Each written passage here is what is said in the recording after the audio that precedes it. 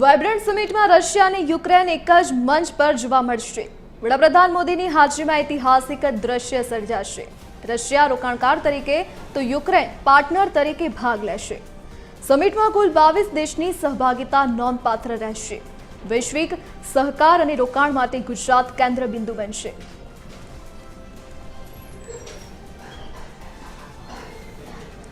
વધુ વિગતો સાથે સંવાદદાતા રવિ મોટવાણી આપણી સાથે લાઈવ જોડાઈ ગયા છે। જી રવિ, વડાપ્રધાન નરેન્દ્ર મોદી જ્યારે ગુજરાત પ્રવાસે આવવાના છે ત્યારે તેમના શું કાર્યક્રમ રહેવાના છે અને ખાસ કરીને જે સમિટ યોજાવાની છે તેમાં રશિયા અને યુક્રેન એક જ મંચ પર જોવા મળવાના છે?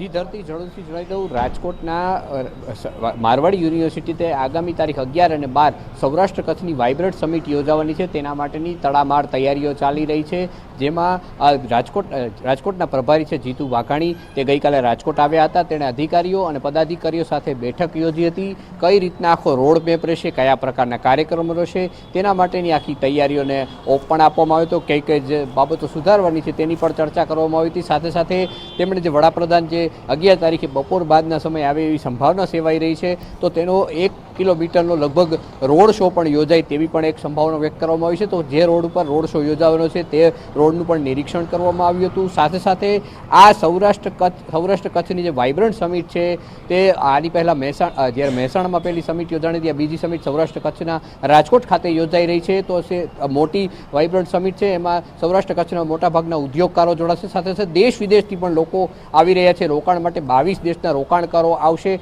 જેના માટે કોઈ પણ જાતની કમી ન રહે તેના માટે રાજકોટમાં પણ પૂરતી વ્યવસ્થાઓ કરવામાં આવી છે। લગભગ 26,400 કિલોમીટર જેવા એરિયામાં આ જે કાર્યક્રમ યોજાવાનો છે। 6,000થી વધુ ઉદ્યોગકારો આમાં ભાગ લેવાના છે। તેનું રજીસ્ટ્રેશન પણ હાલ થઈ ગયું છે। હજુ પણ ઉદ્યોગકારો વધી શકે તેવી સંભાવના છે।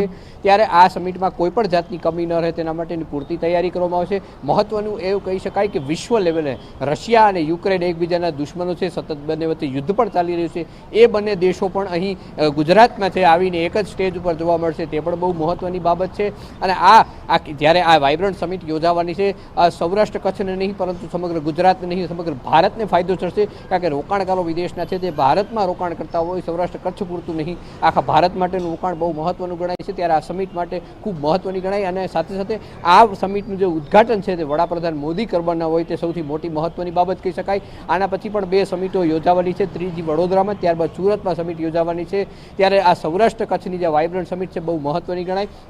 વડાપ્રધાન છે ગુજરાતમાં આવી રહ્યા છે અને 2 દિવસનો પ્રવાસ છે, તો તેમાં 1 દિવસ છે તે રાજકોટ માટે ફાળવવામાં આવ્યો છે અને ત્યાં બીજા દિવસે તે અમદાવાદ ઉપસ્થિત રહેવાના છે। જી ધરતી। જી રવિ, વિગત સાથે જોડાવા બદલ આપનો આભાર। તો વડાપ્રધાન નરેન્દ્ર મોદી જ્યારે ગુજરાત પ્રવાસે આવી રહ્યા છે ત્યારે સૌરાષ્ટ્ર ખાતે વાઇબ્રન્ટ સમિટ યોજાવાની છે, જેમાં ખાસ કરીને રશિયા અને યુક્રેન એક જ મંચ પર જોવા મળશે।